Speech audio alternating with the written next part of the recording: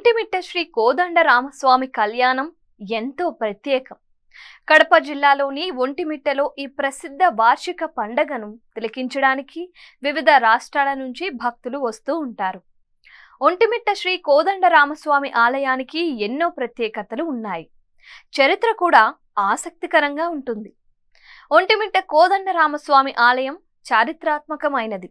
ఈ ఆలయంలోని రాముల వారి విగ్రహం చాలా ప్రత్యేకమైనది. ఆంధ్రప్రదేశ్ ప్రభుత్వం ఈ ఆలయంలో శ్రీరామనవమి రోజున అధికారికంగా ప్రత్యేక కార్యక్రమాలను నిర్వహిస్తోంది. ఇక్కడ కళ్యాణోత్సవం శ్రీరామనవమి బ్రహ్మోత్సవాలలో భాగంగా జరుగుతుంది. ఈ ఉత్సవాలు ఏప్రిల్ నెలలో జరుగుతాయి. ఒంటిమిట్టలో కోదండరామస్వామి కళ్యాణోత్సవాలు చాలా వైభవంగా జరుగుతాయి. ఈ కళ్యాణోత్సవానికి చుట్టుపక్కల రాష్ట్రాల నుంచి కూడా భక్తులు తరలి వస్తూ ఉంటారు. భక్తులు శ్రీ సీతారాముల కళ్యాణాన్ని తిలకించి పునీతులవుతారు. ఒంటిమిట్టలోని శ్రీ కోదండరామస్వామి ఆలయానికి చారిత్రక ప్రాధాన్యం ఉంది. ఈ ఆలయంలో రాముల వారి విగ్రహం చాలా ప్రత్యేకమైనది. ఇక్కడ సీతారామ లక్ష్మణుల ఏకశిలా విగ్రహం ఉంది.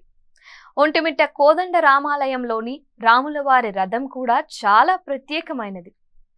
ఒంటిమిట్టలో శ్రీరామనవమికి 5వ రోజున సీతారాముల కళ్యాణం జరుగుతోంది.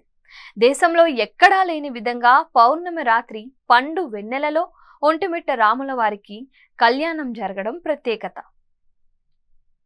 ప్రతి సంవత్సరం చైత్ర శుద్ధ నవమి నుంచి బహుళ విధియ దాకా బ్రహ్మోత్సవాలు జరుగుతాయి. చతుర్దశి నాడు కళ్యాణం, పౌర్ణమి నాడు రథోత్సవం ఉంటాయి. నవమి నాడు పోతన జయంతిని నిర్వహిస్తారు. కవి పండితులను సత్కరిస్తారు. ఈ ఆలయానికి క్రీస్తు శకం 16వ శతాబ్దానికి చెందిన చరిత్ర కూడా ఉంది. ఈ ఆలయంలోని కోదండరామస్వామి వారి విగ్రహం చాలా ప్రత్యేకమైనది. ఈ ఆలయం చాలా పురాతనమైనది. జాంబవంతుడు ఇక్కడ ఒక కొండపై ఆశ్రమం నిర్మించాడు. జాంబవంతుడికి ఎదురుగా ఉన్న మరో గుట్ట మీద నుంచి రఘురాముడు దివ్య దర్శనం ఇచ్చి వరాలు ప్రసాదించాడు.